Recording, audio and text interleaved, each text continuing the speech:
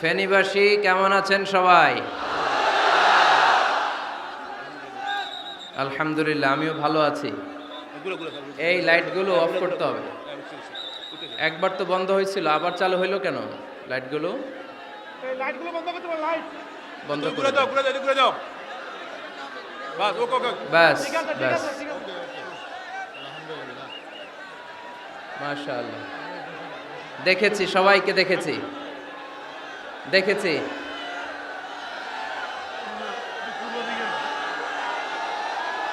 হ্যাঁ, সবাইকে মাশাআল্লাহ মাশাআল্লাহ। হ্যাঁ, দেখেছি। উহিব্বুকা ফিল্লাহ, Mizanur Rahman Azhari. We love you, Mizanur Rahman Azhari. Taralia Shanti Sangha থেকে আজহারি হুজুরকে আন্তরিক শুভেচ্ছা। আমরা আল্লাহর জন্য আপনাকে ভালোবাসি, মিজানুর রহমান আজহারি। অনেক শ্রোতারা, অনেক দিনী ভাইরা প্লে কার্ড নিয়ে দাঁড়িয়েছে, সবারগুলো দেখাও যাচ্ছে না। সবার জন্য দোয়া আর ভালোবাসা। আমরা ভালোবাসা দিয়ে বিশ্ব জয় করব, ঠিক কিনা? হেরে যাবে ওদের হিংসার ষড়যন্ত্র, জিতে যাবে আমাদের ভালোবাসা। আমাদের ভালোবাসাকে হারায় দেওয়ার মতো শক্তি পৃথিবীর কারণে চিল্লায় বলো, ঠিক কিনা?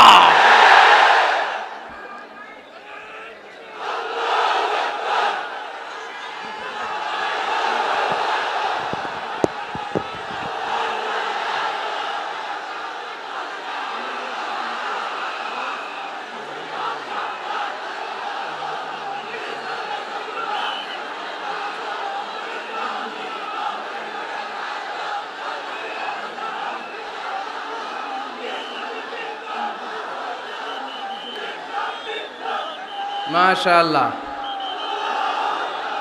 মাশাআল্লাহ। যারা না বুঝে কোরআনের প্রোগ্রাম বানচাল করতে চায়, তাদের এসে দেখা উচিত যে জনগণকে ভুলভাল বোঝানোর দিন শেষ। তাওহীদি জনতা এখন অনেক সচেতন। কোরআন প্রেমী তাওহীদি জনতা কোরআন আর সুন্নাহ এই দুইটাই বুঝে, এই দুইটা ছাড়া কিচ্ছু বোঝে না। এই জন্য কোরআন আছে যেখানে আমরা আছি, সুন্নাহ আছে যেখানে আমরা আছি, ইসলাম আছে যেখানে আমরা আছি। এই গণজোয়ার, এটা কোরআনের পক্ষের গণজোয়ার। এই গণজোয়ার, এটা ইসলামের পক্ষের গণজোয়ার, ঠিক কিনা? আজকে এই ময়দান থেকে বিরিয়ানির প্যাকেট দেয়া হবে? দুনিয়াবি কোনো স্বার্থ পাওয়া যাবে? একজনকে খুশি করতে এসেছি, চিল্লায় বলতে হবে তিনি কে। এজন্য গণজোয়ার আটকানো যায় না। আপনারা বানের পানি যখন ছুটতে শুরু করে দেখছেন আপনারা?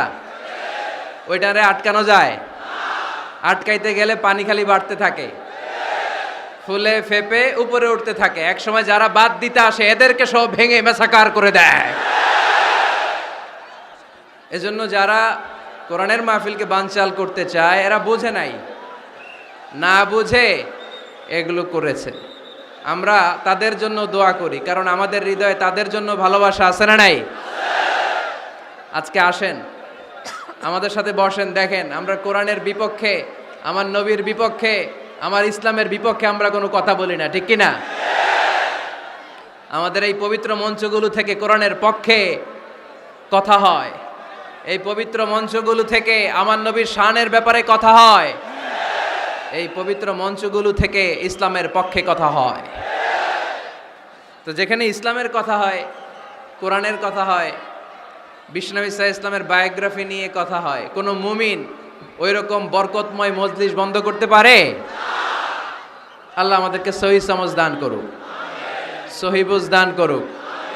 আমরা যেন সবসময় কোরআনের পক্ষে থাকতে পারি। আল্লাহ তুমি তৌফিক দাও। আজকের এই মাহফিলটাকে আল্লাহ তুমি আমাদের নাজাতের ওসিলা বানাও। আওয়াজ করে উত্তর দেন, সকল প্রশংসার মালিককে, সকল ক্ষমতার উৎসকে। কেউ যেটা পারে না পারে কে? কেউ যেটা দেখে না দেখে কে?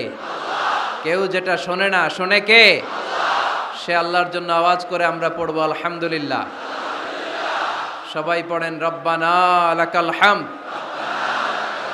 হামদান কাসীরান তাইয়িবান মুবারাকান ফীহি ইয়া রাব্বি লাকাল হামদু কামা ইয়ানবাগি লিজালালি ওয়াজহিকা ওয়া আযীমি সুলতানিকা লাকাল হামদু বিল ঈমান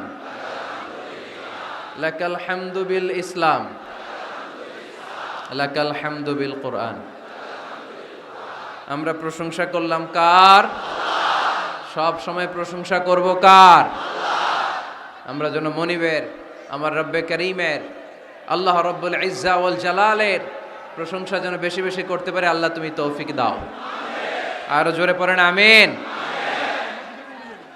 উত্তর কাশিমপুর মডেল দাখিল মাদ্রাসার উদ্যোগে আজকের এই বিশাল তাফসিরুল কোরআনের মাহফিল। মাদ্রাসাটা কোন দিকে? এই পাশেই।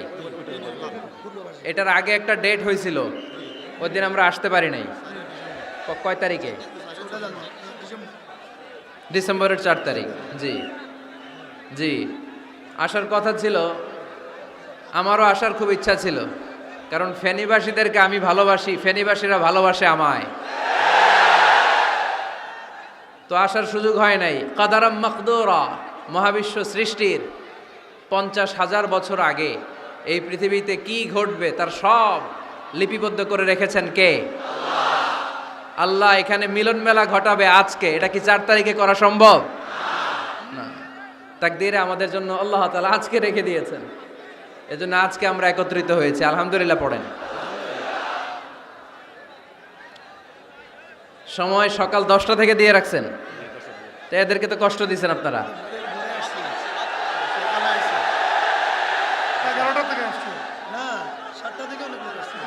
আরে কয়টায় আসছেন? কয়টায়? সকাল 7টায়, কেউ 8টায়,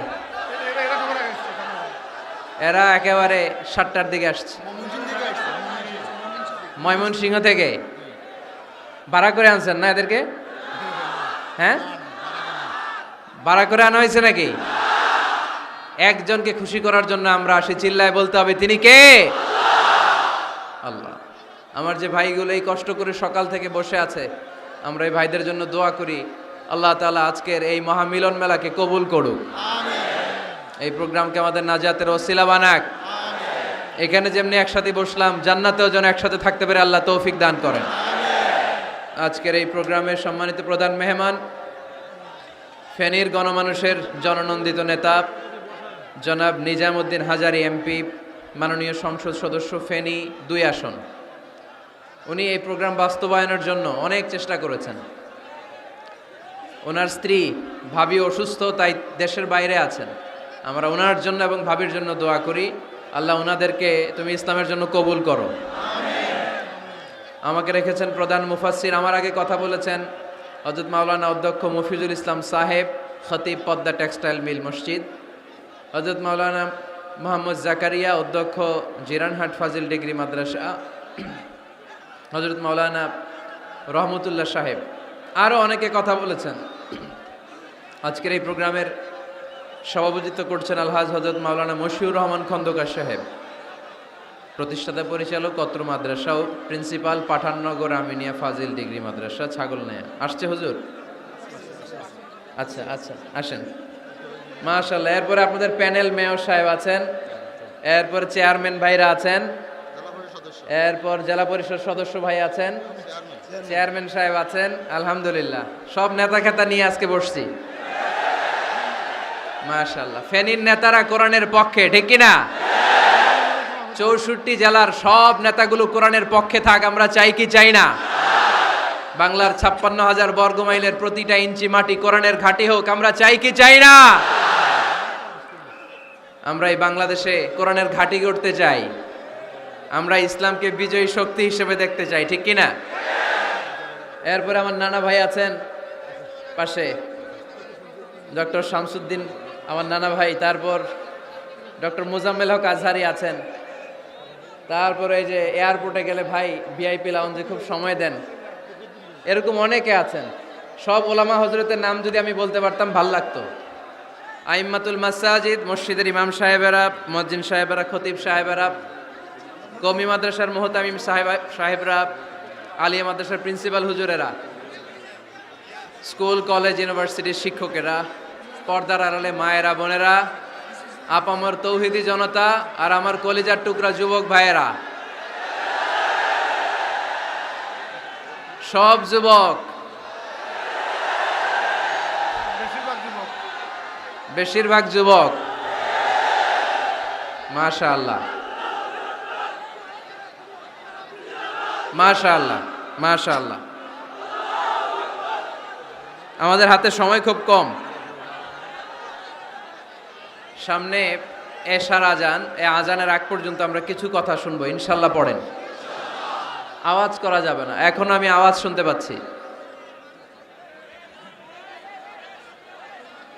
আওয়াজ করা যাবে না। দেখেছি, সবাইকে দেখেছি, মাশাআল্লাহ। হ্যাঁ দেখলাম, হ্যাঁ শুরুতেই হাত নাড়িয়ে শুভেচ্ছা জানিয়েছি, বারবার করা যাবে না। দেখলাম সবাইকে, থামতে হবে এবার। মাশাআল্লাহ, ফেনের ছেলেরা অনেক ভদ্র। এত বড় গ্যাদারিং কিন্তু অল্পতেই থেমে গেছে। অন্যান্য জায়গায় অনেক চিৎকার চেঁচামেচি করতে হয়, আলহামদুলিল্লাহ একটা আওয়াজ হবে না।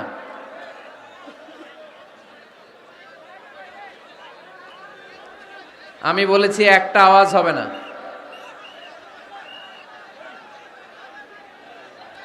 ওই যে আমি একটা আওয়াজ হবে না বলছি, ওরা দুইটা আওয়াজ করতেছে। আওয়াজ করবেন না, না, নো সাউন্ড। আজকে আমরা সূরাতুল হুজরাত থেকে কথা শুনবো। কোন সূরা থেকে? হুজরাত। সবাই বলেন হুজরাত।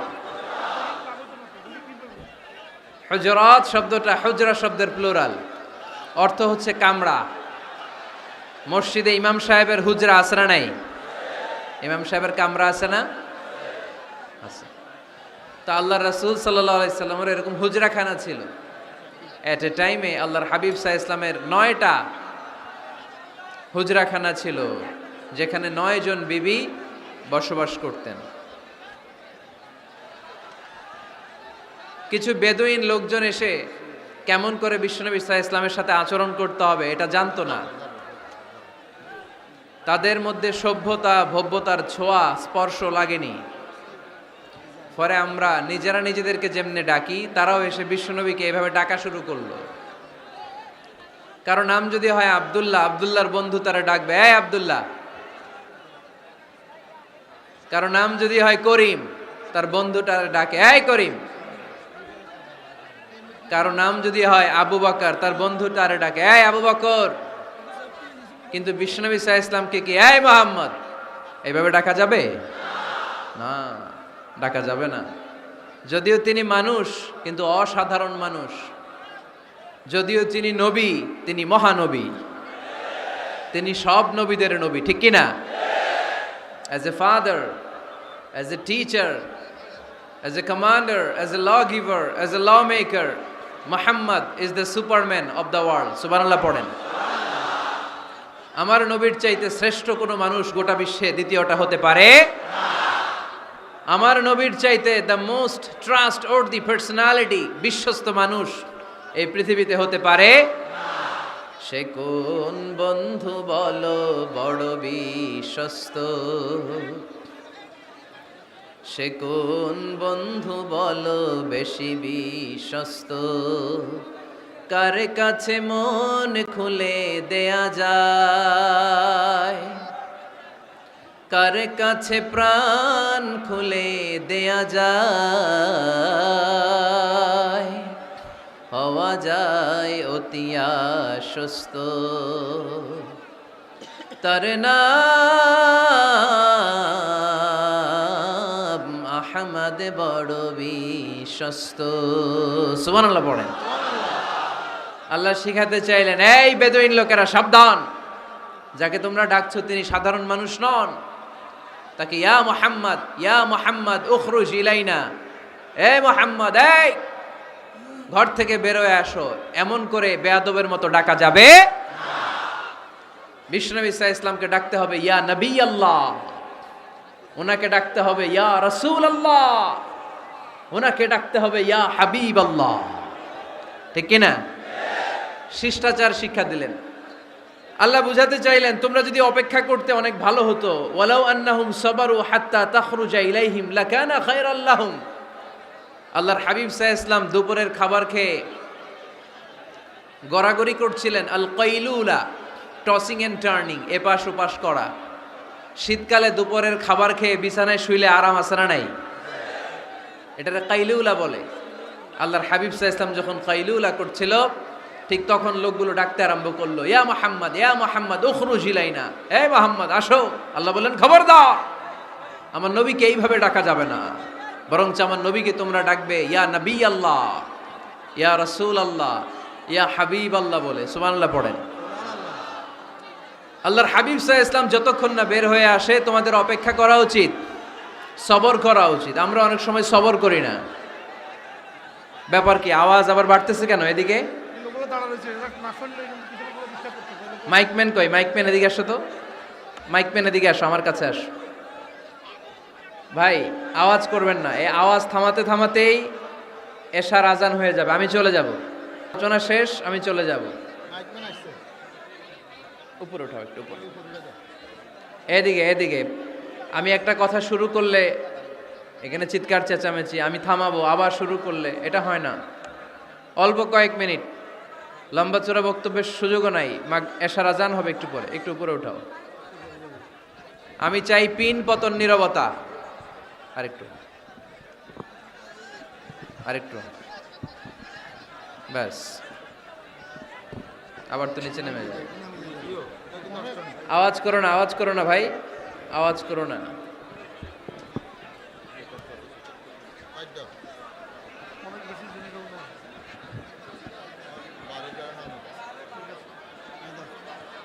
থামতে হবে, থামতে হবে। একজনও কথা বলবে না, একজনও না, নট এ সিঙ্গেল পারসন। হ্যাঁ ঠিক আছে, আবার কথা বলে, এটা ঠিক হয়ে গেছে। হ্যাঁ ঠিক আছে। তাহলে আমরা আমাদেরকে যেইভাবে ডাকি, আল্লাহর হাবিব সাল্লাল্লাহু আলাইহি ওয়াসাল্লামকে ওইভাবে ডাকা যায় না। আল্লাহ বললেন খবরদার, তোমাদের উচিত ছিল অপেক্ষা করা যতক্ষণ না আল্লাহর হাবিব সাল্লাল্লাহু আলাইহি ওয়াসাল্লাম বিশ্রাম শেষ করে বাইরে বেরিয়ে আসে। তাই কারো বাসায় গেলে অপেক্ষা করবেন যতক্ষণ না উনি আসে, আর যাওয়ার আগে অ্যাপয়েন্টমেন্ট নিয়ে যাবেন। আজকের প্রথম মেসেজ, কারোর সাথে দেখা করার আগে কি নিয়ে যাবেন? ফ্যানের ছেলেরা কথা বলে না, অ্যাপয়েন্টমেন্ট নিয়ে যেতে হবে। অনেকে খালি অস্থিরতা করে, চেয়ারম্যান সাহেবের বাড়িতে গেছে, সিগনেচার লাগবে, যেই অস্থির, আরে বেরোয় না কেন? চেয়ারম্যান সাহেব আসে না কেন? এতক্ষণ ধরে বসে আছে। এরকম বিরক্ত, খালি কমপ্লেইন করে, অভিযোগ করে, এরকম কিছু লোক আছে না নাই? খেয়াল রাখবেন, যারা ব্যর্থ, জীবনে ব্যর্থ, তারা সবসময় শুধু কমপ্লেইন করে, অভিযোগ। মানুষের কাছে অভিযোগ, আল্লাহর কাছে অভিযোগ, আমার এইটা নাই, ওইটা নাই, আল্লাহ আমার এইটা দাও নাই, ওইটা দাও নাই। আর সফল ব্যক্তিরা কখনো অভিযোগ করে না, খালি শুকরিয়া করে, ঠিক কিনা?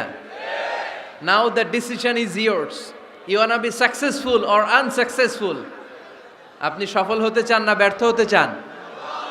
তাহলে সফল হলে সবসময় পড়তে হবে আলহামদুলিল্লাহ। কি পড়বেন?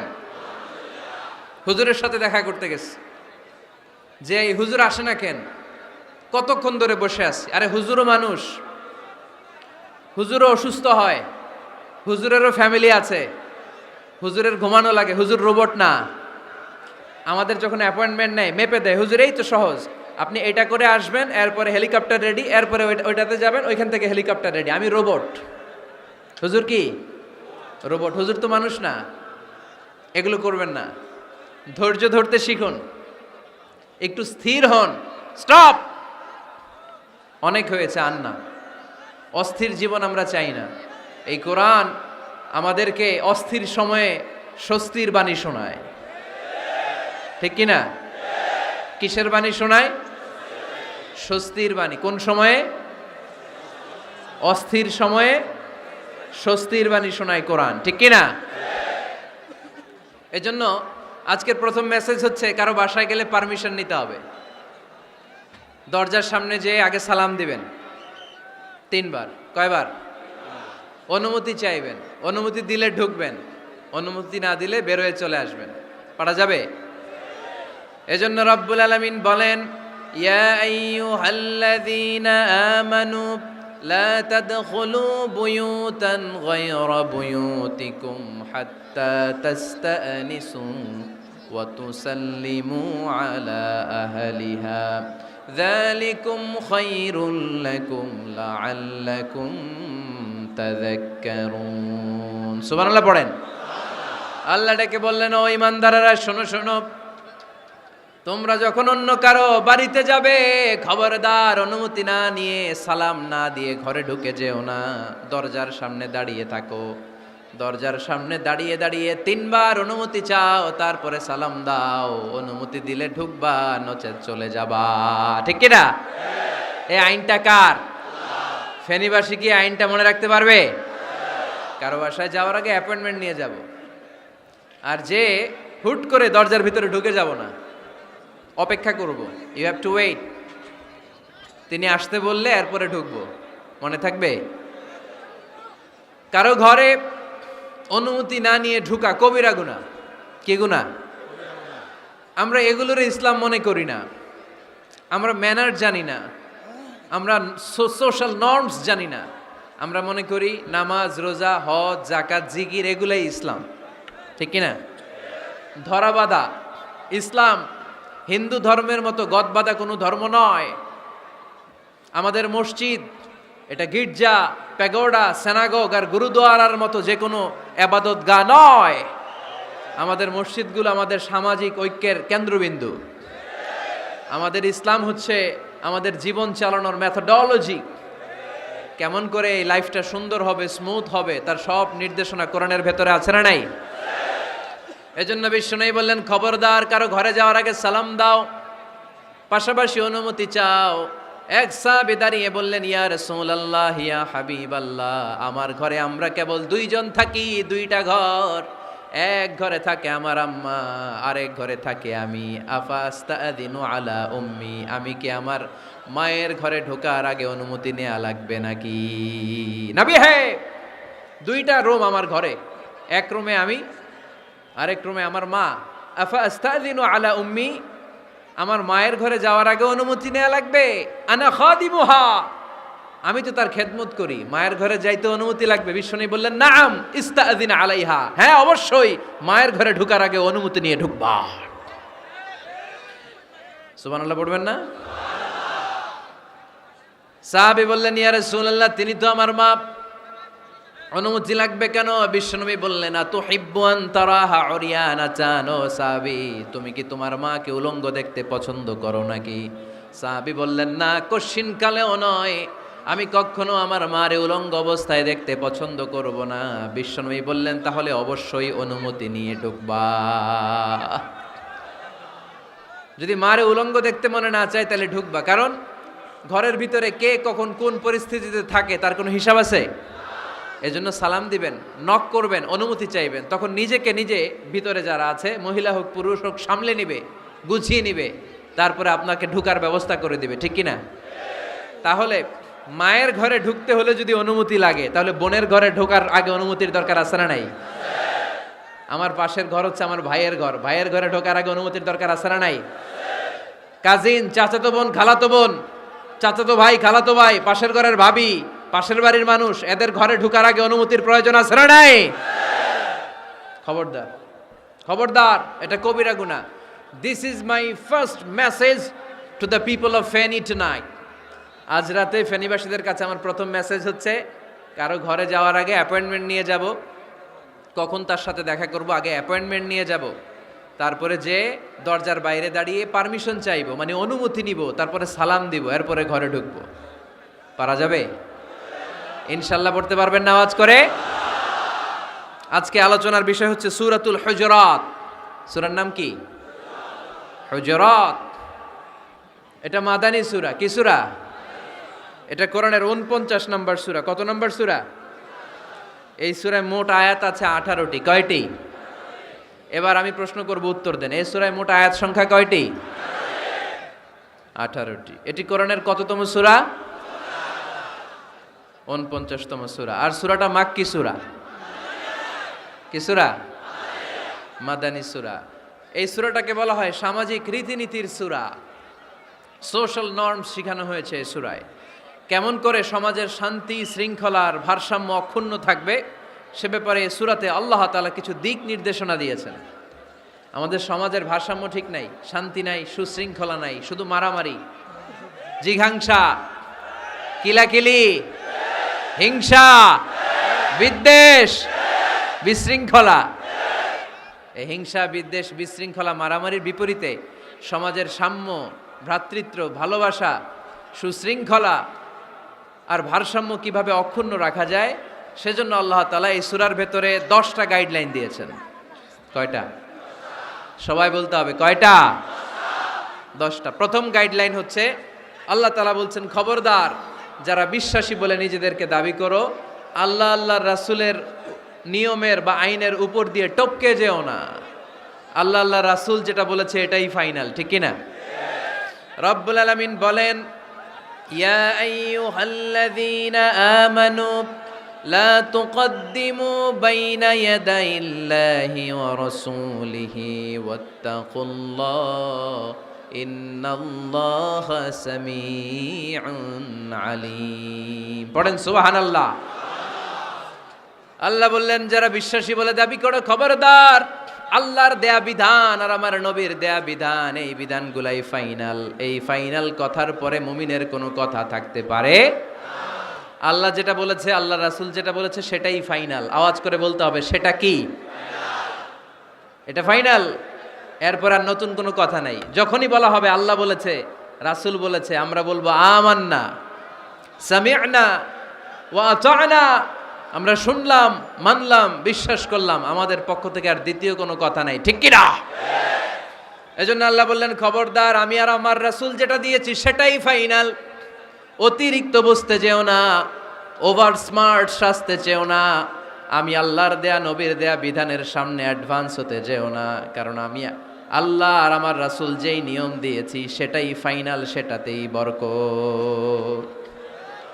কোন মুমিন বান্দাবান্দীদের কাছে যখন আল্লাহ আর আল্লাহর রাসূলের কথা বলা হয় তাদের কাছে এটাই ফাইনাল, ঠিক কি না? ওমা কানা লিমুমিনিন ওয়ালা মুমিনাতিন ইযা খাদাল্লাহু ওয়া রাসূলুহু আমরান আইয়াকুনা লাহুমুল খিয়ারাতু মিন আমরিহিম। মুমিন নরনারীর কাছে যখন বলা হবে এটা আল্লাহর কথা, আল্লাহর রাসূলের কথা, এটাই ফাইনাল। এরপরে মুমিনের আর নতুন কোনো চয়েস থাকতে পারে না। আল্লাহ বলেছে 5 ওয়াক্ত সালাত জামাতের সাথে আদায় করো, এটাই ফাইনাল, ঠিক কি না? আল্লাহ বলেছেন চুরি করলে চোরের হাত কেটে দাও। বিশ্বনবী জীবদ্দশায় চোরের হাত কেটে দেখিয়ে দিয়েছেন, চুরি করলে হাত কেটে দাও, এটাই ফাইনাল, ঠিক কি না? আল্লাহ নিয়ম জারি করেছেন, ও নারীরা পর্দা করে ঘর থেকে বের হও, এর উপরে কোনো কথা নাই, জোরে বলেন ঠিক কি না? আল্লাহ আইন করে দিয়েছেন রমাদানের 29 দিন কিংবা 30 দিন রোজা রাখবা, এটাই ফাইনাল, এরপরে কোনো কথা নাই, জোরে বলেন ঠিক কি না?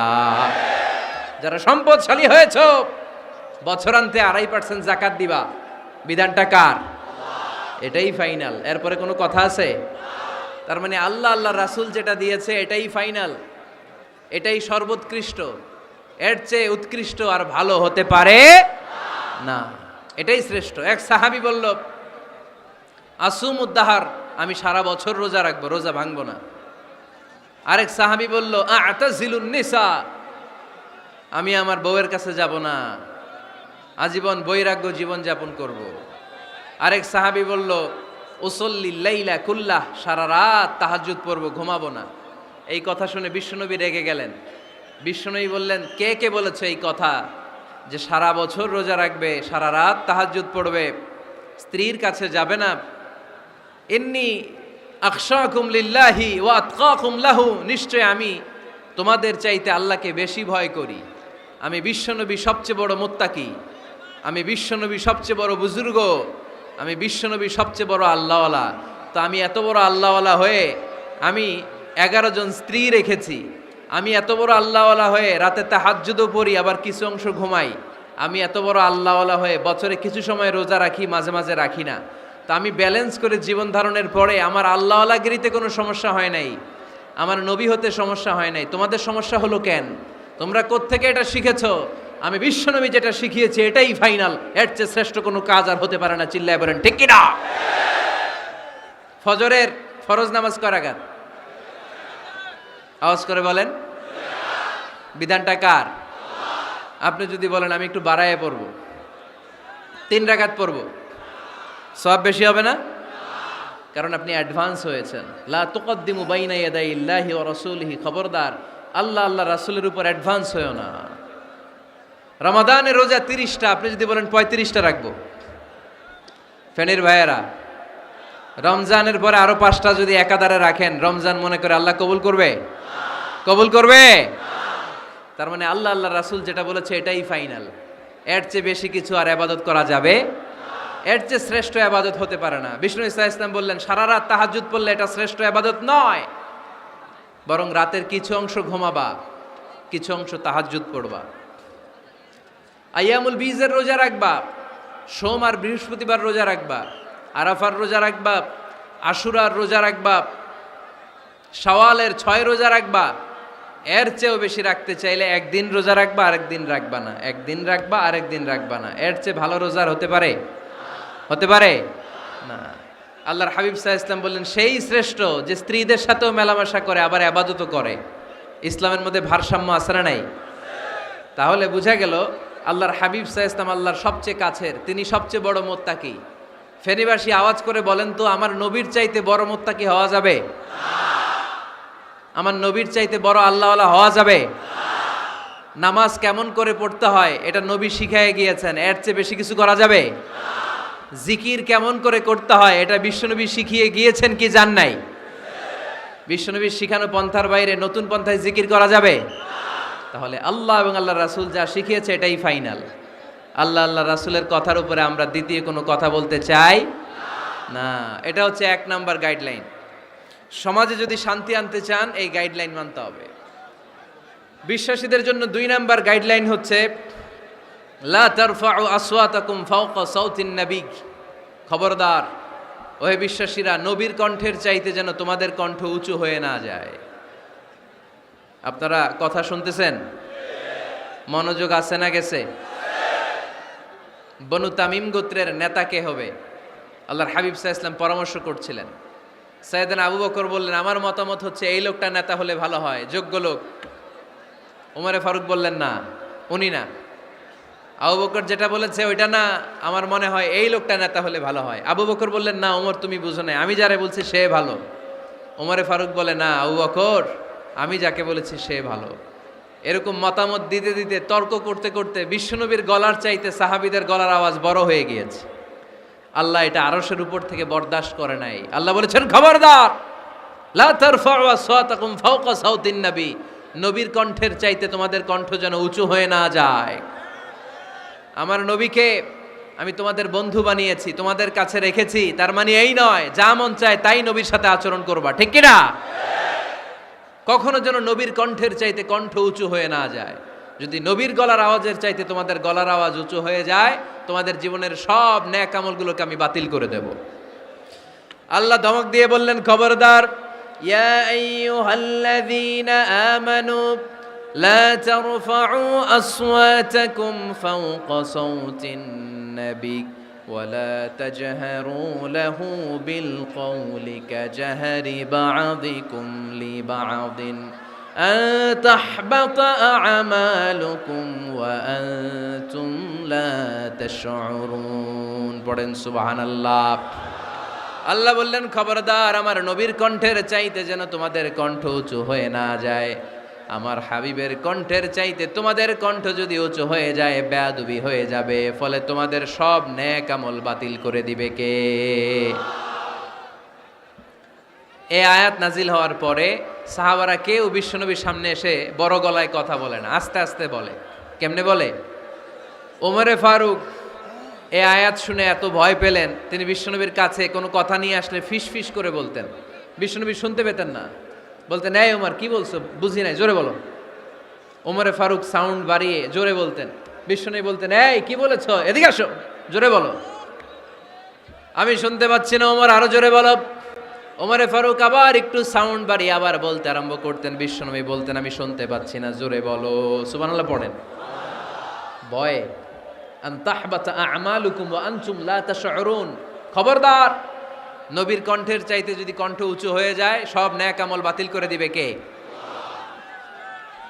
আপনারা যারা হজ উমরা করেছেন, হজ আর উমরা করতে পেরেছেন কারা কারা দেখি? মাশাআল্লাহ। যারা করতে পারি নাই আমরা, আমাদেরকেও যেন আল্লাহ তাআলা তৌফিক দান করে, আমরা পড়ি আমিন। আমরা যেন কাবার চারপাশে তাওয়াফ করতে পারি, সাফা মারওয়ায় যেন সাই করতে পারি, আল্লাহর হাবিব সাল্লাল্লাহু আলাইহি ইসলামের কবরের সামনে দাঁড়িয়ে যেন আমরা সালাতু সালাম পাঠ করতে পারি। আওয়াজ করে পড়তে হবে আমিন। বিশ্বনবী সাল্লাল্লাহু আলাইহি ইসলামের কবরের উপরে এই আয়াতটা লেখা, যে আয়াত নিয়ে আমি এখন আপনাদের সামনে আলোচনা করছি, লা তারফাউ আসওয়াতাকুম ফাওকা সাওতিন নবী। দেখছেন না হাজী সাহেবরা, দেখে আসছেন না? আপনি যখন মসজিদে নববীতে নামাজ পড়বেন, আল্লাহর হাবিব সাল্লাল্লাহু আলাইহি ইসলামের কবর জিয়ারতের জন্য যখন রওনা হবেন, সর্বপ্রথম বাম দিকে পড়বে রাউদাতুম মিন রিয়াদিল জান্নাহ। এই জায়গাটা হলো দুনিয়ার বুকে জান্নাতের বাগান সমূহ থেকে একটা বাগান। আপনি হাঁটতে থাকবেন, হাঁটতে হাঁটতে রাউজাতুম মিন রিয়াদিল জান্নাহ পার হওয়ার পরে বাম দিকে পড়বে বিশ্বনবীর কবর। বিশ্বনবীর কবরের সামনে দাঁড়িয়ে কোনো উম্মত সহ্য করতে পারে নাকি? ধৈর্য ধারণ করতে পারে নাকি? আজীবন যেই নবীর কথা শুনলাম, আজীবন যেই নবীর হাদিস চর্চা করলাম, আজীবন যেই নবীর ভালোবাসা হৃদয়ের মধ্যে ধারণ করলাম, ওই নবী নাকি এই জায়গায় শোয়া, ওই নবী নাকি এখানে শুয়ে আছে, এটা কল্পনা করলে কোনো উম্মত ধৈর্য ধারণ করতে পারে? কলিজাটা ছিঁড়ে খান খান হয়ে যায়, চিৎকার দিয়ে নবীরে ডাক দিতে মনে চায়, কিন্তু আল্লাহ বলেছেন খবরদার, কবরের উপরে এই আয়াতটা লেখা, লা তারফাউ আসওয়াতাকুম ফাওকা সাওতিন নবী। খবরদার, এটা নবীর দরবার, এখানে বড় গলায় চিৎকার চেঁচামেচি করে কোনো আওয়াজ করা যায় না। চিল্লায় বলেন ঠিক কি না?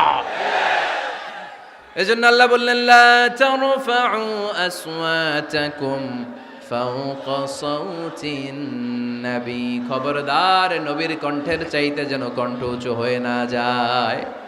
এই আয়াতের হুকুম আল্লাহর হাবিব সাল্লাল্লাহু আলাইহি ইসলামের জীবদ্দশা অবস্থায় যেমন ছিল, ঠিক এখনো এটারে বলবৎ রেখেছে কে?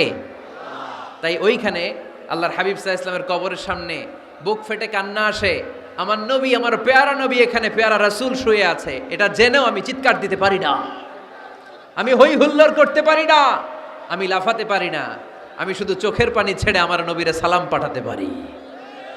ঠিক কিনা? এই আয়াতের হুকুম শুধু নবীর ক্ষেত্রেই প্রযোজ্য নয়, আব্বা আম্মার ক্ষেত্রেও প্রযোজ্য। আব্বা আম্মার সামনে দাঁড়িয়ে বড় গলায় কথা বলা যাবে? উস্তাদ আল আসাতেজা যারা আমাদেরকে শিখিয়েছেন, তাদের সামনে বড় গলায় কথা বলা যাবে না।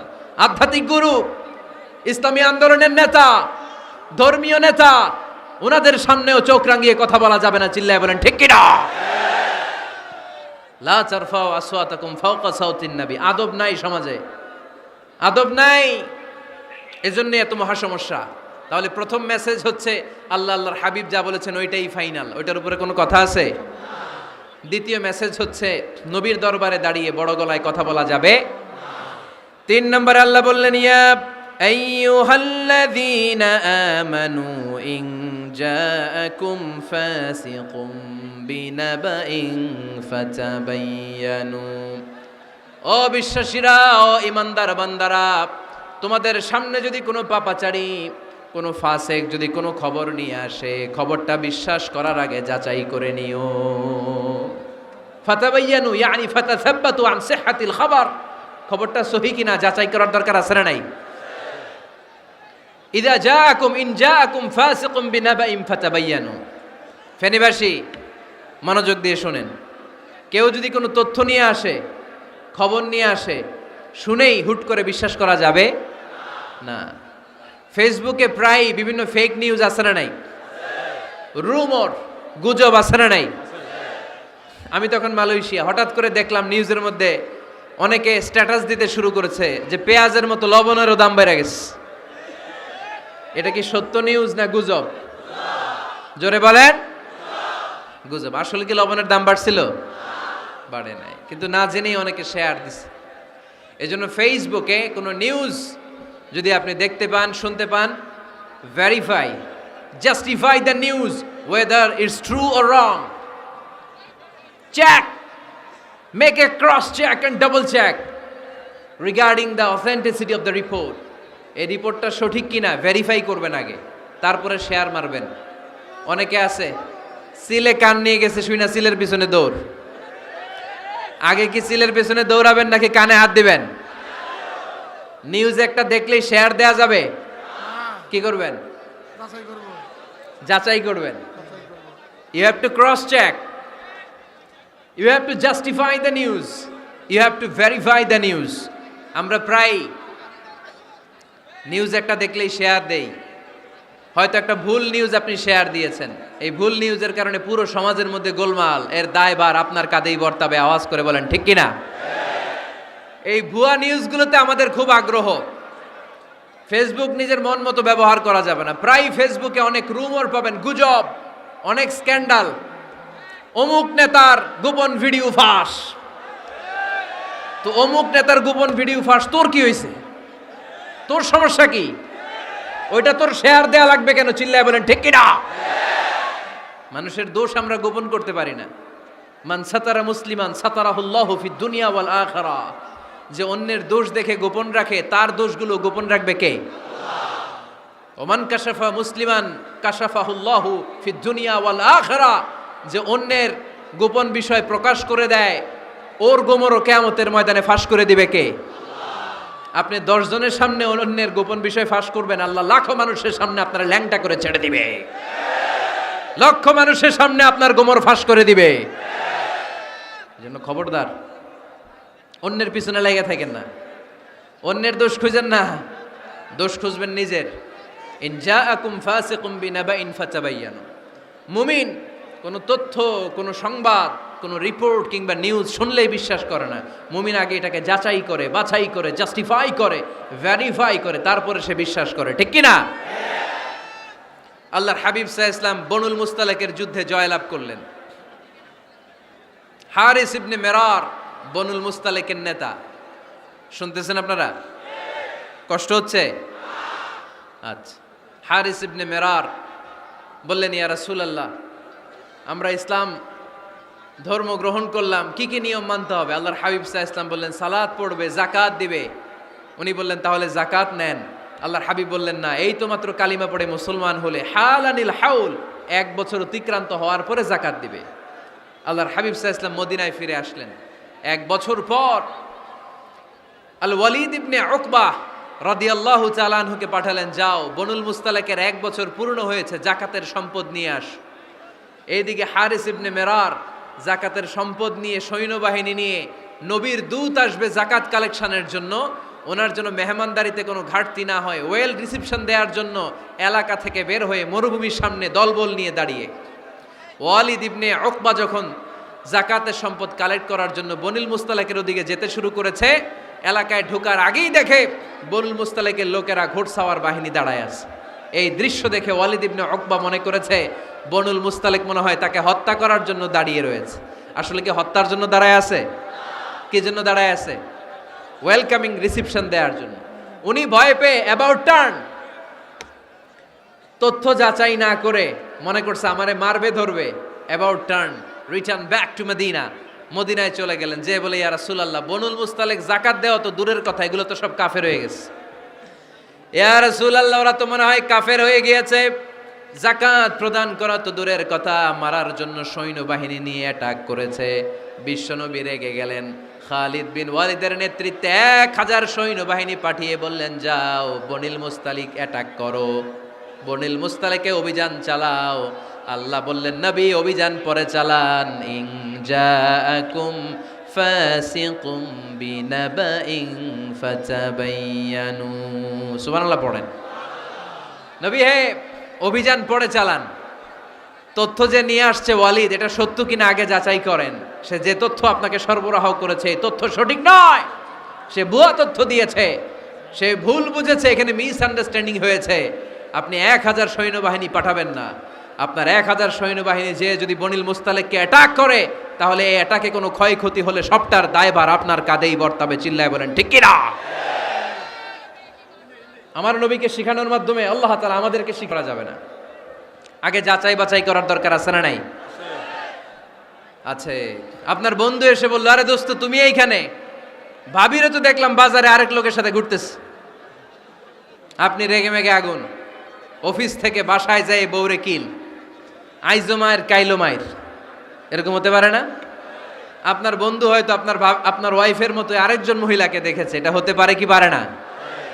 আপনার ওয়াইফকে জিজ্ঞেস করেন নাই, ক্রস চেক করেন নাই, না করে আপনি ঝগড়া মারামারি শুরু করে দিয়েছেন। এই ছোট্ট ঝগড়া থেকে বিচ্ছেদের দিকে, ডিভোর্সের দিকেও যেতে পারে, এরকম আছে না নাই? এরকম অনেক বুড়ি বুড়ি কেস আমাদের কাছে আছে।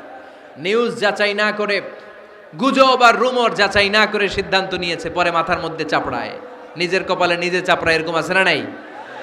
তাহলে আল্লাহ তাআলার দেয়া 3 নাম্বার গাইডলাইন হচ্ছে, কোনো তথ্য শুনেই বিশ্বাস করা যাবে না, আগে যাচাই করতে হবে। আওয়াজ করে বলেন, আগে কি করতে হবে? যাচাই করতে হবে। যাচাই বাছাই ছাড়া আজ থেকে ফেসবুকে আমরা আর কোনো নিউজ শেয়ার দিব? দিবেন? মনে থাকবে? আরে এগুলাই তো জরুরি ওয়াজ। কবরের ওয়াজ তো অনেক শুনছি, জান্নাত জাহান্নামের ভয় আর জান্নাতের নাজ নেয়ামত তো অনেক শুনেছি। সমাজটারে শান্তিপূর্ণ ভারসাম্যপূর্ণ করার দরকার আছে না নাই? খবর শুনে আমরা বিশ্বাস করি, যাচাই না করে আমরা বলে বেড়াই না। যাচাই না করে, নিশ্চিত না হয়ে আজ থেকে কোনো নিউজ আমরা ফেসবুকে শেয়ার দিব না। 4 নম্বরে আল্লাহ বললেন, 4 নম্বর গাইডলাইন আল্লাহ দিলেন, ইয়া আইয়ুহাল্লাযীনা আমানু লা ইয়াসখার কওমুম মিন কওম। খবরদার আমার বিশ্বাসী বান্দারা, আমার ইমানদার বান্দারা, কেউ কোনোদিন কাউরে ঠাট্টা বিদ্রুপ করে না। সুবহানাল্লাহ পড়েন।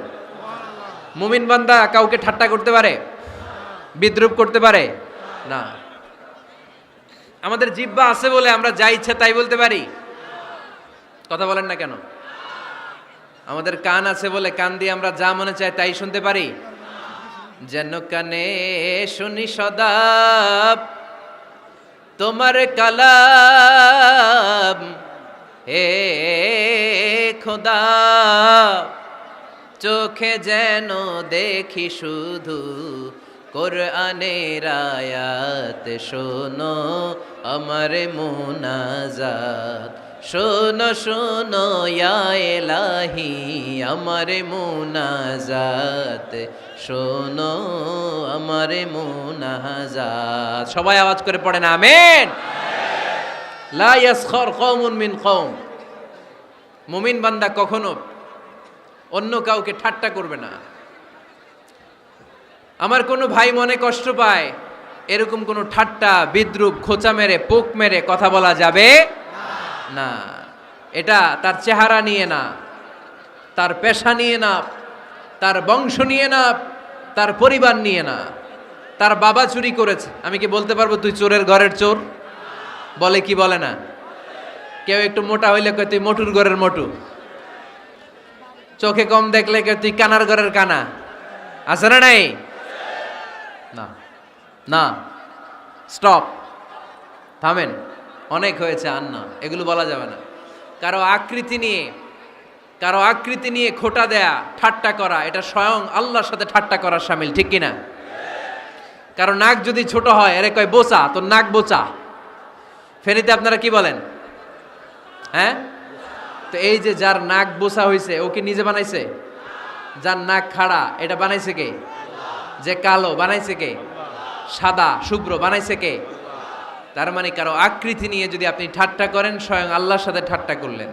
কারণ কেউ কারো চেহারা বানানোর দায়িত্ব পায় নাই। মাতৃগর্ভে থাকতেই আমাদের চেহারার আকৃতিগুলো দান করেছে কে?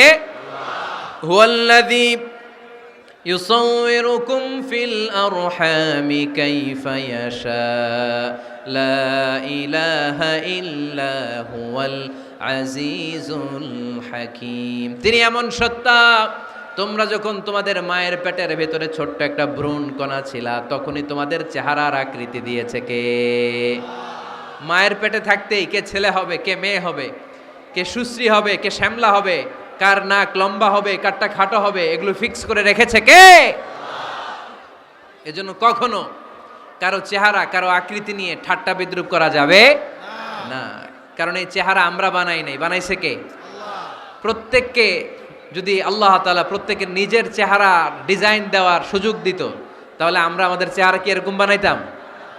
কি করতাম? আপনাকে যদি আপনার চেহারা তৈরি করার ডিজাইন আল্লাহ দিত, যে তুমি যেমন মনে চাই নিজের চেহারাটার ডিজাইন দাও, কেমন বানাতেন নিজেকে? কথা বলেন, কয়েকজন বলেন না? হ্যাঁ, সবচাইতে সুন্দর, সবচাইতে সুন্দর করে আমি আমার অবয়বটাকে তৈরি করতাম।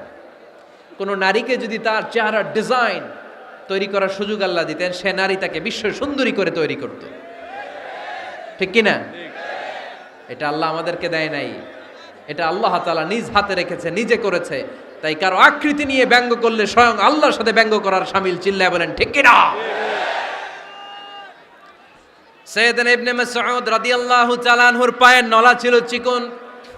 হাদিসে এসেছে দাকিকুস সাকাইন, ওনার পা দুইটা ছিল চিকন। খেজুর পাড়ার জন্য ইবনে মাসউদ রাদিয়াল্লাহু তাআলা আনহু যখন খেজুর গাছে উঠলেন, সাহাবারা সাইয়েদনা ইবনে মাসউদের পা দেখে হাসাহাসি শুরু করে দিল। বিশ্বনবী বললেন, খবরদার খবরদার, ইবনে মাসউদের চিকন পা দেখে তোমরা হেসো না। ইবনে মাসউদের চিকন পা দেখে তোমরা হাসো। কিয়ামতের ময়দানে ইবনে মাসউদের এই চিকন পা গুলো যদি মিজানের পাল্লায় রেখে দেওয়া হয়, এই পা দুইটার ওজন উহুদ পাহাড়ের চেয়ে ওজনওয়ালা হয়ে যাবে।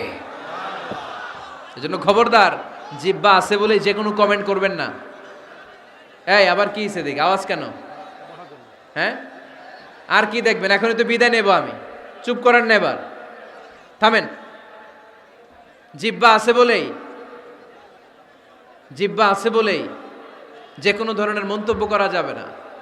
আল্লাহর হাবিব সাল্লাল্লাহু আলাইহি ওয়াসাল্লাম বলেছেন, মাইয়াদমান লি মা বাইনা লিহিয়াইহি ওয়া মা বাইনা রিজলাইহি আদমান লাহুল জান্নাহ। ও আমার উম্মতেরা, তোমাদের মধ্য থেকে কেউ যদি আমাকে দুইটা অঙ্গের গ্যারান্টি দেয়, কয়টা অঙ্গের? সবাই বলতে হবে, কয়টা? আমার কোন উম্মত যদি আমাকে দুইটা অঙ্গের গ্যারান্টি দেয় যে তারা এই দুই অঙ্গের পাপ করবে না, আমি তাদেরকে জান্নাতের গ্যারান্টি দেই। এক নম্বরে মা বাইনা লিহিয়াইহি, দুই চোয়ালের মাঝখানে যা থাকে মানে জিহ্বা। আমার কোন উম্মত যদি আমার গ্যারান্টি দেয় জিহ্বা দিয়ে কোনো মিথ্যা বলবে না, কাউরে বাজে কথা বলবে না, ঠাট্টা বিদ্রূপ করবে না, জিহ্বা দিয়ে যে এই পাপ কাজগুলো হয় এগুলো করবে না। আর দুই রানের মাঝখানে যে অংশ আছে লজ্জাস্থান, এই দুইটা অঙ্গের গ্যারান্টি যদি আমার কোনো উম্মত আমারে দেয়, আমি আমার ওই উম্মতকে জান্নাতের গ্যারান্টি দিয়ে দেব। খবরদার ফেনীবাসী, খবরদার। মন চাইলেই যা মনে চাই মুখ দিয়ে বলা যাবে। আমার রাসূল সাল্লাল্লাহু আলাইহি ইসলামের 11 জন স্ত্রী, এর মধ্যে একজন স্ত্রী ছিলেন একটু স্থূল আকৃতির, মানে মোটা। কি ছিলেন জানেন? ওই স্ত্রীর নাম কি? সফিয়া। কি নাম? সফিয়া বিনতে হুয়াই ইবনে আখতাব। উনি আল্লাহর হাবিব সাল্লাল্লাহু আলাইহি ইসলামের সব স্ত্রীদের মধ্য থেকে একটু স্থূলকার ছিলেন, একটু ফেটি ছিলেন, মোটা ছিলেন। আম্মা জান আয়েশা একবার ওনার প্রতি রেগে আল্লাহ রাসূল সাল্লাল্লাহু আলাইহি ইসলামের কাছে বিচার দিলেন যে আপনার মুটি বউ, মুটকি বউ। আল্লাহর হাবিব সাল্লাল্লাহু আলাইহি ইসলাম এই কথা শুনে রেগে গেলেন। আয়েশা, এটা তুমি কি বললা? তুমি সফিয়ারে মুটি বলে গালি দিলা। লাকাদ কুলতিলা কালিমাতান লাউ মুসিজাতহু লা মাসাজাতিল বাহর। আয়েশা, তুমি এমন একটা কথা সফিয়ার শানে বলেছো, এই কথাটাকে যদি সাগরের মধ্যে ঢেলে দেওয়া হয়, এই কথাটার তিক্ততা আর পঙ্কিলতা পুরো সাগরের নীল পানিকে মুহূর্তে কালো করে দিবে। এজন্য খবরদার, জিহ্বা সামলান। সাহাবারা রাদিয়াল্লাহু তাআলা আনহু আজমাইন, ওনারা জিহ্বা ধরে মাঝে মাঝে জিহ্বার মধ্যে বাড়ি দিতেন আর কাঁদতেন আর বলতেন, জিহ্বা, তোর কারণে কিয়ামতের দিন আমরা আল্লাহর কাছে ধরা খেয়ে যাব। মুমিন চাইলেই এই মুখ দিয়ে যা মনে চায় বলতে পারে। তাহলে 4 নাম্বার গাইডলাইন হচ্ছে, লা ইয়াসখার কওমুন মিন কওম, কোন বিশ্বাসী বান্দা কখনো অন্য বিশ্বাসী বান্দাকে ঠাট্টা বিদ্রূপ করতে পারবে না। 5 নম্বরে আল্লাহ বললেন, ওয়ালা তালমিজু আনফুসাকুম, খবরদার অন্যের দোষ খুঁজবা না। ও আমার বিশ্বাসী বান্দারা, নিজের দোষ খোঁজো, অন্যের দোষ খোঁজো না। দেখেন, সমাজটারে শান্তিপূর্ণ বানানোর জন্য আল্লাহর পক্ষ থেকে কি সুন্দর মোরাল অ্যান্ড এথিক্যাল ইনস্ট্রাকশনস, কি চমৎকার গাইডলাইন। অন্যকে ঠাট্টা করো না। ওয়ালা তালমিজু আনফুসাকুম, নেভার ডিফেম ইচ আদার, একে অপরের দোষ খোঁজো না, নিজের দোষ খোঁজো। কার দোষ খুঁজবেন? আরো জোরে বলতে হবে, কার দোষ খুঁজবেন? অন্যের দোষ খোঁজা যাবে?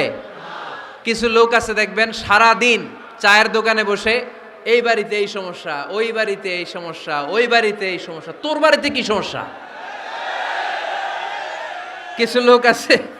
কিছু লোক আছে এই হুজুরের এইটা খারাপ, এই হুজুরের ওইটা ভালো না, এইটা খারাপ, এইটা সমস্যা, এটা সমস্যা। তোর কি সমস্যা? তোর সমস্যা তুই খুঁজে বের কর, নিজের সমস্যা খুঁজে বের কর। যে নিজে নিজের সমালোচনা করতে পারে সেই সর্বাপেক্ষা বুদ্ধিমান। এজন্য খবরদার আমার কলিজার টুকরা যুবক ভাইয়েরা, কখনো কাউকে ব্যঙ্গ করে, বিদ্রূপ করে, ছোট করে কোনো মন্তব্য করা যাবে না। কখনো অন্যের দোষ খোঁজা যাবে না। দোষ আমরা খুঁজবো, নিজের দোষ, ঠিক কিনা? দোষ আমরা খুঁজবো, কার দোষ? চিল্লায় বলতে হবে, কার দোষ? নিজের দোষ খুঁজতে হবে। যারা নিচু মনের মানুষ, এরা মানুষের দোষ নিয়ে কথা বলে। Small people talk about people, average people talk about things and stories, and great people talk about ideas. যারা নিচু মনের মানুষ, এরা মানুষের দোষ নিয়ে কথা বলে। যারা মাঝারি ধরনের মানুষ, এরা এলাকার ঘটনা বিভিন্ন বিষয় নিয়ে কথা বলে। আর যারা বড় মনের মানুষ, এরা আইডিয়া নিয়ে কথা বলে। তারা তাদের আইডিয়াকে কাজে লাগিয়ে সমাজটারে পাল্টে দিতে চায়। যুগ জামানা পাল্টে দিতে চাই না অনেকজন, এক মানুষই আনতে পারে জাতির জাগরণ। এক মানুষই বিপদকালে বাঁচায় কাফেলায়, ক্ষুদ্র ডিঙ্গি বাঁচায় জাহাজ অসীম দরিয়ায়। এজন্য নিজেকে শুধরাতে হবে। ওয়ালা তালমিজু আনফুসাকুম, অন্যের দোষ খোঁজো না, নিজের দোষ খোঁজো। তাহলে ফেনীবাসীরা, এই হোক আমাদের স্লোগান, আমরা নিজেদের দোষ খুঁজবো বেশি, অন্য কারো দোষ কখনো খুঁজবো না।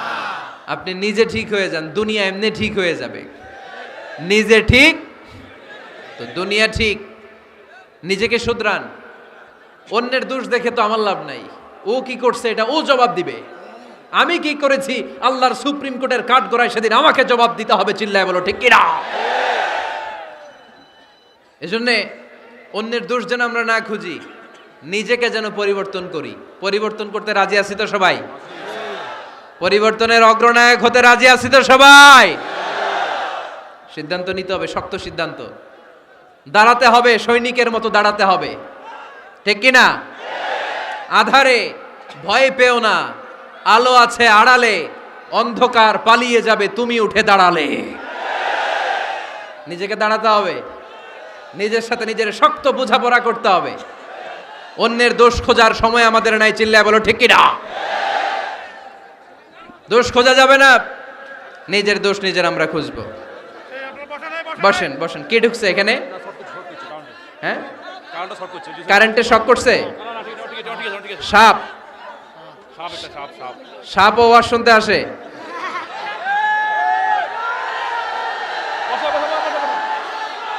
মাশাআল্লাহ। এইখানে শ্রোতা হিসেবে আছে বীর মুজাহিদ, মেরে ফেলছে এটারে। ঠিক আছে ঠিক আছে ঠিক আছে, বসেন।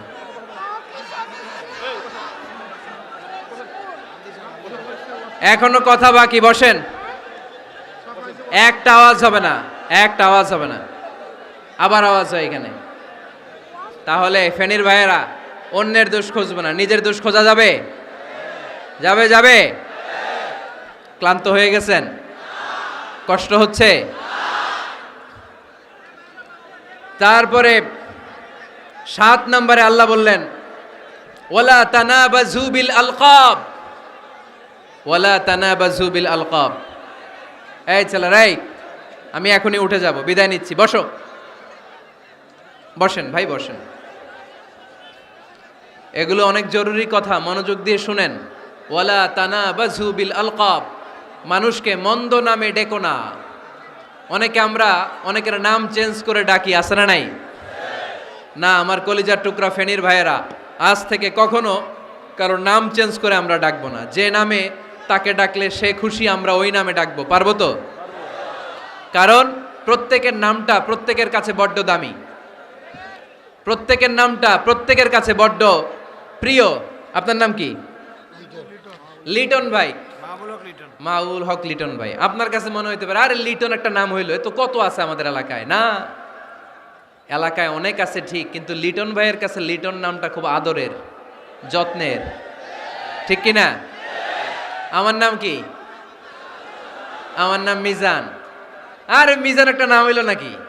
কত নাম আছে মিজান, এলাকার চিপাই পয়রাস। এটা ঠিক, অনেক নাম আছে মিজান নামে, কিন্তু যেহেতু এটা আমার নাম, আমার কাছে এই নামটা বড় দরদের, বড় যত্নের, বড় আদরের। কারণ এই নামটা আমার পরিচয় বহন করে। ভাইয়ের নাম কি? স্বপন। স্বপন ভাই এলাকায় অনেক আছে না? তো সিম্পল একটা নাম, কিন্তু না, স্বপন মিয়াজি ভাইয়ের কাছে এটা সিম্পল না, এই নামটা ওনার কাছে বড় যত্নের। মানুষ তার নাম খুব পছন্দ করে, নিজের নামের। কারণ দেখবেন কাগজ আর কলম পাইলে সবাই নিজের নাম লেখে, খালি নিজের নামের সিগনেচার দেয়, আছে না নাই? এরপরে দেখবেন যে কক্সবাজারে গেলে সাগরের তীরে বালু পাইলেই বালুর মধ্যে নিজের নাম লেখে, আবার ওই নামের পাশ দিয়ে লাভও আঁকে, আছে না নাই? আমি অনেক দেখেছি, সাগর পারে গেলেই মানুষের মন উথাল পাতাল করে, তো সাগরের বালিতে নিজের নামটা বড় করে লেখে চারদিক দিয়ে লাভ, মানে এই নামটারে আমি লাভ করি। এটা প্রমাণ করে প্রত্যেকে নিজের নামটারে বড্ড বেশি ভালোবাসে, ঠিক কিনা? এজন্য ফেনীর সোনার টুকরারা, খবরদার বন্ধুরা, নিজেরা যেন একে অপরকে এমন নামে না ডাকি যে নাম শুনলে সে কষ্ট পায়। আজ থেকে কোনো বাজে নামে কাউরে ডাকা যাবে? আব্বা আম্মা আদর করে কত সুন্দর নাম রেখেছে, আবু বাকার, ওরে সবাই ডাকে বকইরা, কপাল পোড়া। আব্বা আম্মা নাম রেখেছে আবু ওয়াক্কাস, ওরে ডাকে আক্কাইচা। কত সুন্দর নাম আমার আল্লাহর নামের সাথে মিলিয়ে আব্দুল কুদ্দুস নাম রেখেছে, ওরে ডাকে কুদ্দুচ্চা, আছে না নাই? কবিরা গুনাহ করেছেন আপনি, কবিরা গুনাহ। It's not a simple deal, এটা সাধারণ কোনো ব্যাপার না, এগুলো সবগুলো কবিরা গুনাহ। কোনোদিন কাউকে ঠাট্টা বিদ্রুপ করে কিছু বলবো না, কখনো অন্যের দোষ খুঁজবো না, কারো নাম বিকৃত করে কোনোদিন কারো মনে কষ্ট দিব না, ঠিক কি না? এরপরে 8 নম্বরে আল্লাহ বললেন, ইয়া আইয়ুহাল্লাযীনা আমানু ইজতানিবু কাসীরাম মিনায-যন্নি ইন্না বা'দায-যন্নি ইস। অবিশ্বাসীরা খবরদার, অনুমান আন্দাজ নির্ভর কোনো কথা বলবে না, যেটা বলবে নিশ্চিত হয়ে বলবে। কার কথা? অনুমান নির্ভর কোনো কথা, আন্দাজ নির্ভর কোনো কথা কোনো মুমিন বলতে পারে? আমার কথা বোঝা যায়? হ্যাঁ, ফেনীবাসী কথা বোঝা যায়? ফেনী না হেনি? হ্যাঁ, আর বাড়ি হেনি, আইসাই রেনি। আপনারা কি ডাকেন, ফেনী না হেনি?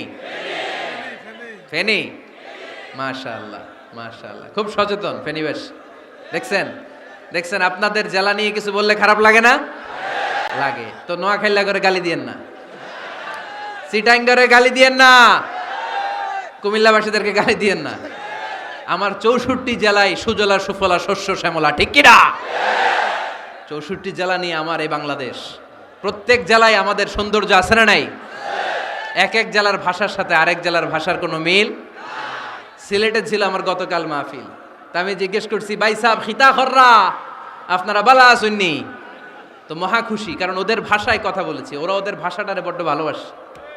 আমরা প্রত্যেকে আমাদের প্রত্যেকের জেলাটারে বড্ড পছন্দ করি, ঠিক কিনা? এই যে তানিবু কাসীরাম মিনায-যন, আন্দাজ অনুমান নির্ভর কথা মুমিন কখনো বলতে পারে? এজন্য আল্লাহর হাবিব বললেন, ইয়াকুম ওয়ায-যন ফাইন্নায-যন্না কাযাবুল হাদিস। খবরদার, তোমাদের উচিত আন্দাজ অনুমান নির্ভর কথা থেকে বেঁচে থাকা, কেননা অনুমান করে কথা বললে পাপ হয়। অনুমান করে কথা বললে কি হয়? আজকে থেকে আমার ফেনীর সোনার টুকরারা, অনুমান করে আন্দাজে কোনো কথা বলবো আমরা?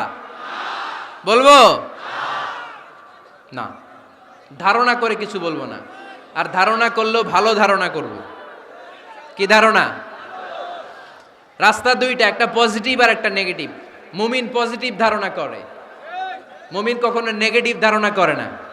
তাহলে কোন দিকে যাব, পজিটিভ না নেগেটিভ? আওয়াজ করে, পজিটিভ না নেগেটিভ? যারা মুনাফিক এরা ইয়াত্তাবিউনা ইল্লা যন, ওয়া ইন্না যান্না লা ইউগনি মিনাল হাক্কি শাইআ, যারা মুনাফিক এরা আন্দাজ অনুমান নির্ভর মানুষের ব্যাপারে কথা বলে, আর আন্দাজ অনুমান কখনো সত্যের বিকল্প হতে পারে না। আন্দাজ অনুমান কখনো সত্যের বিকল্প হতে পারে? এজন্য দৃষ্টিভঙ্গি বদলান, জীবনকে বদলায় দিবে কে? আমরা কখনো কোনো নেগেটিভ কথা বলবো না, অলওয়েজ পজিটিভ। অলওয়েজ কি? এই যে আমার হাতে কি দেখা যায়? পানির বোতল, তাই না? এখানে অর্ধেক পানি ভরাস। কাউকে যদি প্রশ্ন করি ভাই কি দেখতে পাচ্ছেন, একদল বলবে এখানে অর্ধেক বোতল খালি দেখা যায়। উত্তরটা সঠিক, আসলে বোতলের অর্ধেক খালি। আবার এদিকে আরেকজনের বললাম ভাই এখানে কি দেখা যায়, বলবে হুজুর বোতলের অর্ধেক পানি ভরা। এটাও সঠিক উত্তর। প্রথমটা ছিল নেগেটিভ উত্তর, দ্বিতীয়টা পজিটিভ উত্তর, ঠিক কি না? যারা সবসময় নেগেটিভ চিন্তা করে এরা খালি জায়গাটা দেখছে যে পানি নাই, আর যারা সবসময় পজিটিভ চিন্তা করে এরা পানি যে ভর্তি অর্ধেক ওইটা দেখছে। আমরা নেগেটিভের দিকে যাব না, মুসলমান থাকবে সব সময় always positive, come back positive, not go back negative. চিল্লায় বলতে হবে ঠিক কি না? কখনো আন্দাজ অনুমান নির্ভর আমরা কিছু বলবো না। 9 নাম্বার, একেবারে শেষের দিকে চলে আসছে। 9 নাম্বার আল্লাহ বললেন খবরদার, ওয়ালা তাজাসসু, গোয়েন্দাগিরি করো না। গোয়েন্দাগিরি করা হারাম। গভর্নমেন্ট যে গোয়েন্দা বিভাগ রেখেছে এটা না, এটা দেশের আইন শৃঙ্খলা বজায় রাখার জন্য এটা জরুরি। আল্লাহর হাবিব সাল্লাল্লাহু আলাইহি ওয়াসাল্লামেরও নিজস্ব গোয়েন্দা ছিল, কিন্তু আমরা যে নিজেরা গোয়েন্দাগিরি করি এটারে হারাম ঘোষণা করেছে কে? অনেকে আছে দেখবেন জানলা একটা খোলা থাকলে উকি মারে। আলহামদুলিল্লাহ ফেনীতে এগুলা নাই।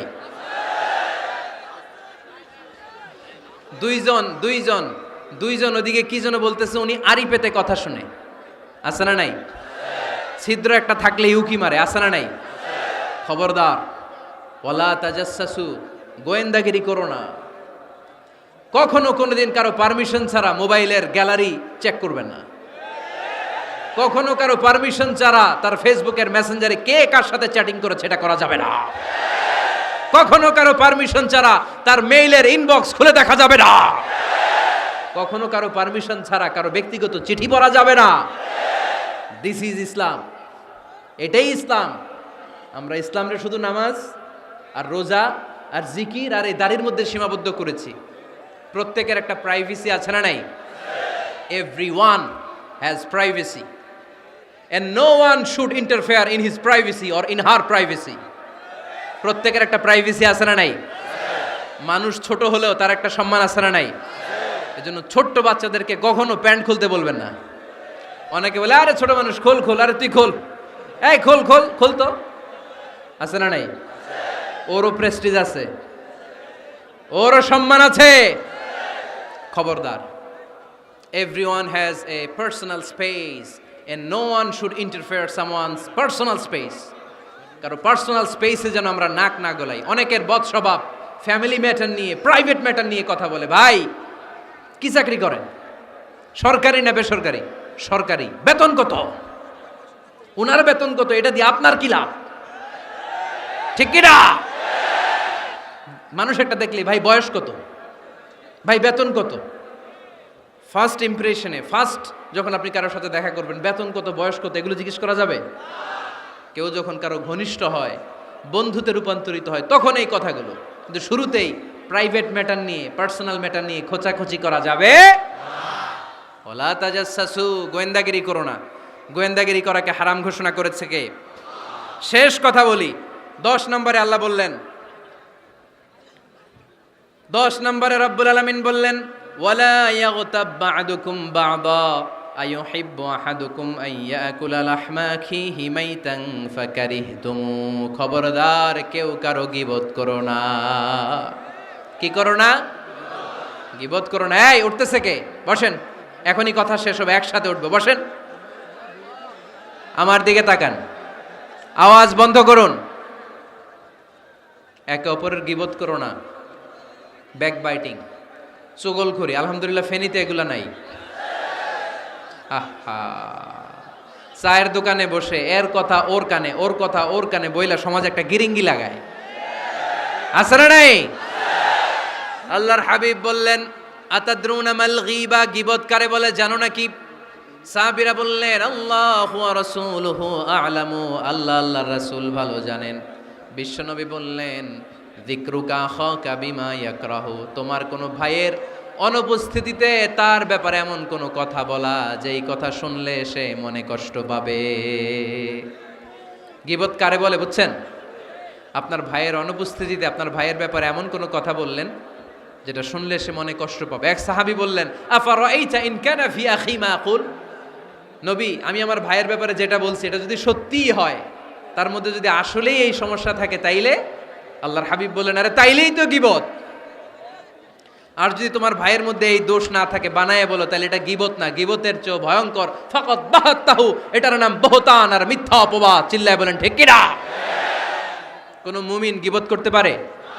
গীবত করার মৃত ভাইয়ের পচা গোশত খাওয়ার সমান। কোন মুমিন কখনো গীবত করতে পারে?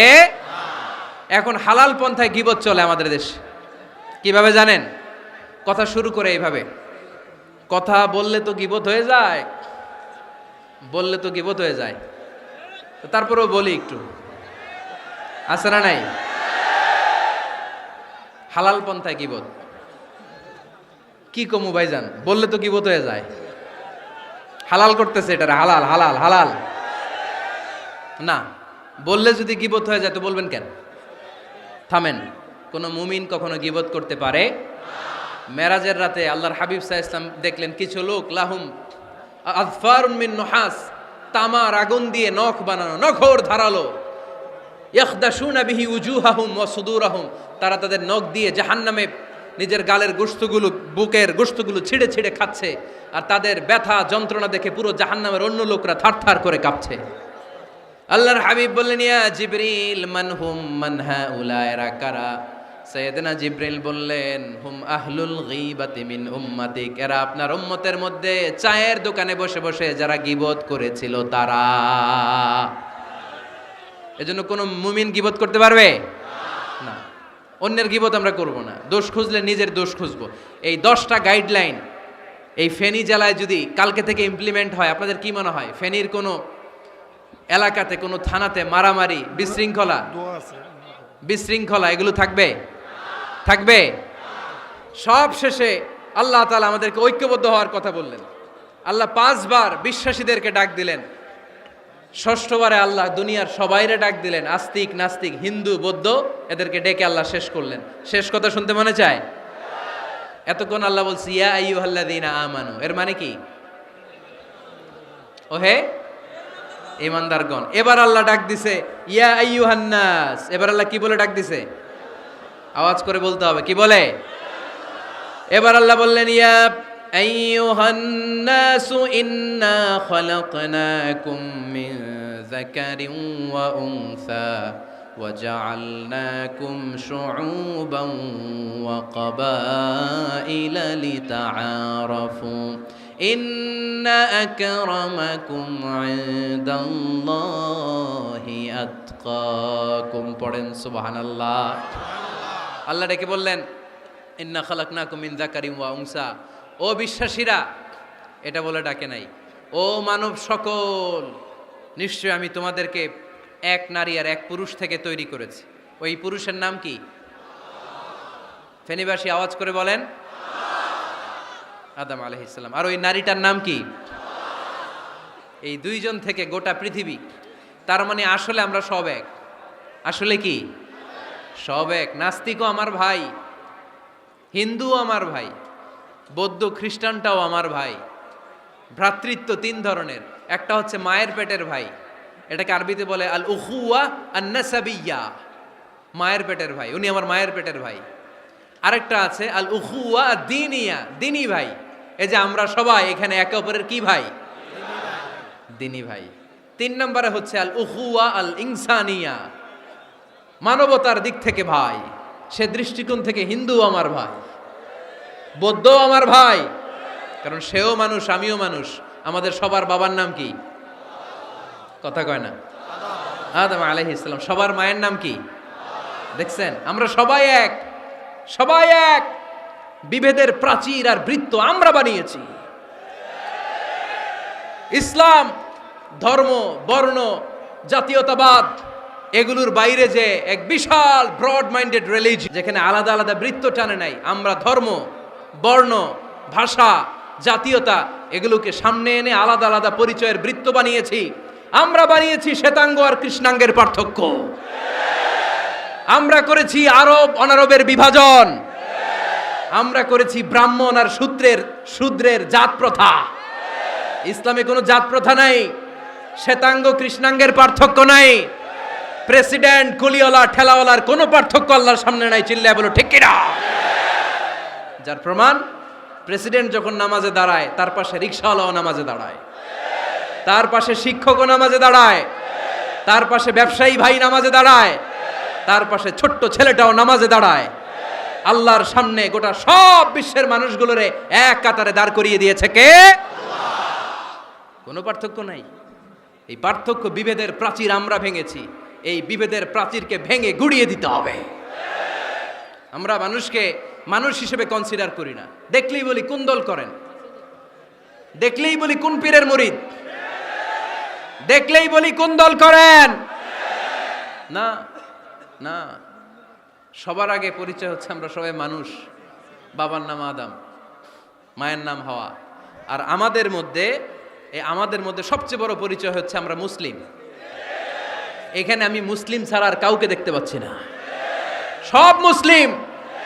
আমার কাছে পীরের মুরিদ নাই, তাবলিগের ভাই নাই, জামাত ইসলাম নাই, শাসনতন্ত্র নাই, ঐক্যজোট নাই, বিএনপি নাই, আওয়ামী লীগ নাই, কিচ্ছু নাই। আমি বুঝি মুসলমান। আমরা একে অপরের মুসলমান বলে কনসিডার করতে চাই না তো, খালি পিস পিস করি, টুকরা টুকরা করে দেশটারে শেষ করে দিলাম। আমাদের প্রভু কয়জন? নবী কয়জন? কোরআন কয়টা? কিন্তু আমাদের মধ্যে বিভাজন। আমরা কি বিভাজন চাই নাকি ঐক্য চাই? আমাদের প্রভু এক, এক নবীর উম্মত, জীবন বিধানে কই শিবানী কোরআন। তবে কেন এক নও হে মুসলমান, এক হও এক হও করিয়া আহ্বান। পড়েন আমিন। বাইতুল্লাহ এক, মদিনা শরীফ এক, উহুদ পাহাড় এক, বদরের মাঠ এক। ঠিক কি না? একটা তো জীবন আর মরণ যে একটাই, একের সাথে মিলে মিশে একটাই প্রাণ। তবে কেন এক নও হে মুসলমান, এক হও এক হও করিয়া আহ্বান। পড়েন আমিন। বিভেদের প্রাচীর আর দেয়ালকে ভেঙে দেওয়ার জন্য এই যুবক ছেলেগুলাই যথেষ্ট। ঠিক কি না? আমার বাংলাদেশকে মাদক মুক্ত করার জন্য, ইফটিজিং মুক্ত করার জন্য, সুদ মুক্ত করার জন্য, যৌতুক মুক্ত করার জন্য আমার ফেনীর কলিজার টুকরা যুবকেরাই যথেষ্ট।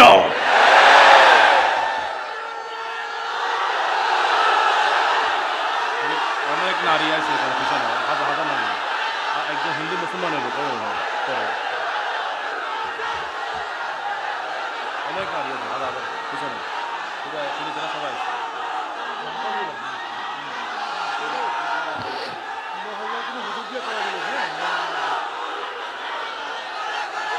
মাশাআল্লাহ, মাশাআল্লাহ, মাশাআল্লাহ।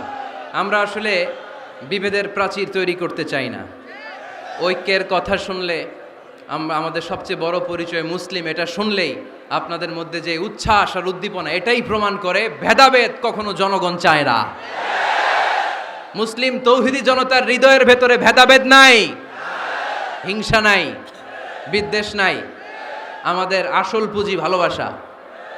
আমাদের আসল পুঁজি কি? এই ভালোবাসা দিয়ে আমরা বিশ্ব জয় করতে চাই। ঠিক কি না? পারা যাবে মুসলমান? আর যে 10টা গাইডলাইন, 10টা মেসেজ আজকে শেয়ার করলাম, এগুলো মানা যাবে তো? অনেক বোনেরা এসেছে, আমার বোনেরা, আমি তো দেখতে পাচ্ছি একেবারে ওই রাস্তা পর্যন্ত, এইদিকে অনেক পেছন পর্যন্ত, এদিকে অনেক ভাইরা। বিশাল জনসমুদ্রের আজকের এই আয়োজন। স্কুল মাঠ পুরোটাতে মহিলারা বসেছে। নারীদের জন্য একটাই কথা, 5 ওয়াক্ত সালাত জামাতের সাথে পড়বেন, রমাদানের রোজা রাখবেন, নিজের লজ্জাস্থানের হেফাজত করবেন, স্বামীর আনুগত্য করবেন। এই 4টা কাজ কোনো নারী করলে ওই নারীর জন্য 8টা জান্নাতের দরজা খুলে দিবে কে? আমাদের বোনগুলোকে আল্লাহ তুমি কবুল করো। আমার কলিজার টুকরা ফেনীর যুবক ছেলেদেরকে আল্লাহ তুমি সাইয়েদনা উমরে ফারুকের মতো কবুল করো, সাইয়েদনা হামজার মতো তুমি কবুল করো, খাব্বাব খুবাইবের মতো ইসলামের বীর সেনানী হিসেবে কবুল করে নাও।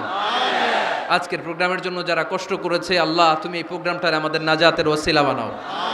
আপনারা সবাই ভালো থাকবেন, সুস্থ থাকবেন, সুন্দর থাকবেন। ঐক্যের আহ্বান জানিয়ে এখানেই শেষ করছি। সংক্ষিপ্ত দোয়া হবে, একসাথে দোয়া করে বিদায় নিব। আল্লাহুম্মা আমিন।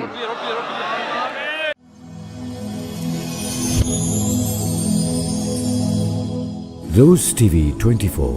Enjoy by listening to the Holy Quran.